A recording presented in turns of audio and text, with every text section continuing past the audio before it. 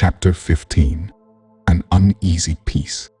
Grim days fell over Teluvia as the bodies of Cerberus, Sarah, and the infant Eleuthian were laid to rest. Sorrow, confusion, and fear reigned in the kingdom as the citizenry contemplated the treachery they had seen unfold before them. Rumors of the demon's imminent return abounded. Some said he would come back in yet another clever disguise. Others claimed he would return with an unholy army to wage war against Teluvia. Silas returned to his newfound life as a monk. While King Ectheon had given him a full pardon, Silas knew that if he stayed in Argion, his presence would only add to the rumors poisoning the kingdom. He pledged that he would spend his remaining days praying for the peace and prosperity of Teluvia. Following the burial ceremony of his wife, Ectheon stood alone before her grave. He, Adril, and Errol watched him from a distance. "I am worried about my brother," Errol said. "His wounds are deep," Adril noted. "He just needs time to heal." "But I do not even see in him a willingness to heal," Errol argued. "He looks as though he is a person awaiting death, perhaps even welcoming it. The very flames of life within him have been reduced to dying embers." "I think that you may be misjudging your brother's condition," Adril cautioned. "Ectheon's flame burns just as it always has. He still has much to live for, and he realizes that. I just hope he is living for the right reasons." "What do you mean?" Errol asked. "Revenge," Adril replied. "It is a flame that burns brightly, but it is a short-lived one. If Ectheon is living for the sole purpose of one day exacting his revenge upon Dyaxis, then he is already dead. For how can one claim to be living when his every thought and deed is motivated by death? Dyaxis would like nothing better than to destroy Ectheon. If Ectheon has allowed himself to become consumed by hatred, then Dyaxis has already destroyed his spirit. Once a person's spirit dies, his physical destruction cannot be far behind." "You speak as though Ectheon is doomed to die," Errol said in a distressed tone. "I have only suggested one possibility," Adril said. "Whether or not my words are true depends on the state of Ectheon's heart. There are two paths he can take. One is short and dark. The other is long and bright. We must pray that Ectheon chooses the right one." Adril walked through the cemetery after he ended his conversation with Errol. His eyes fell upon Lydia as she stood silently before the grave of Sir Lorien. "It was not your fault," Adril said softly. "How can you say that?" Lydia asked in despair. "If I had not so foolishly fabricated this love triangle between us, Dyaxis would have had no reason to kill him. Lorien was my friend," Adril said. "That was reason enough for Dyaxis to kill him." "Why does Dyaxis want to destroy our kingdom?" Lydia asked. "And who are you that he should go to such lengths to ruin?" "Those are not easy questions to answer," Adril said. "With you, it seems there are no easy answers," Lydia remarked bitterly. Adril grew silent for a moment, stung by her chastisement. "I have been unfair to you from the start," Adril admitted. "I do not know if I can ever be the person you want me to be, the person you deserve. But I offer you this promise. When Dyaxis is destroyed, you will know all there is to know about me, and then maybe you will understand why I behaved the way I have." "You might as well ask me to wait until the end of time," Lydia said. "You will get your answers soon enough, dear Lydia," Adril said strongly. "Dyaxis will be destroyed. You can be certain of that."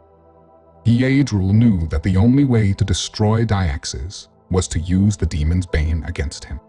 But the legendary sword of the Demonslayer had been lost on that fateful day when torrid floodwaters swept both Diobor and King Ardrian beneath the White Mountains and ultimately into the pit that came to serve as the demon's prison.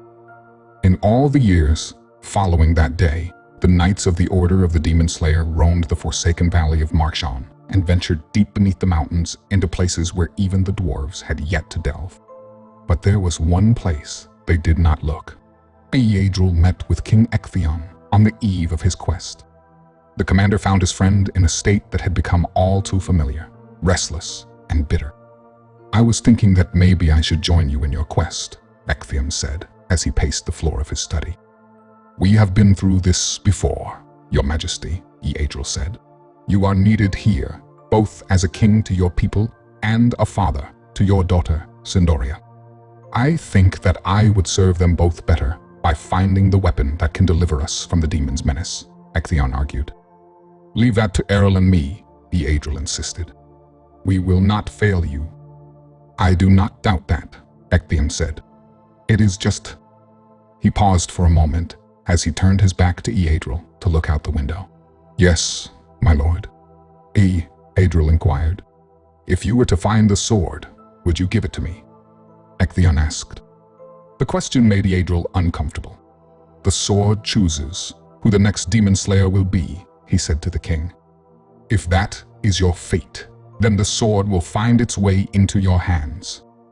"And who speaks for the sword then?" Ectheon asked, as his demeanor was made darker by his obvious lust for the power of the weapon and the promise of vengeance it held. It was not difficult for Eadril to read the king's mind. "Do not let your suffering cloud your judgment, Your Majesty," he said to Ectheon. "You know very well the lore of the sword. I have no intention of denying you your destiny, but by the same token, I will not impede the destiny of the chosen slayer, should it not be you." "Then we shall see what fate holds," Ectheon said.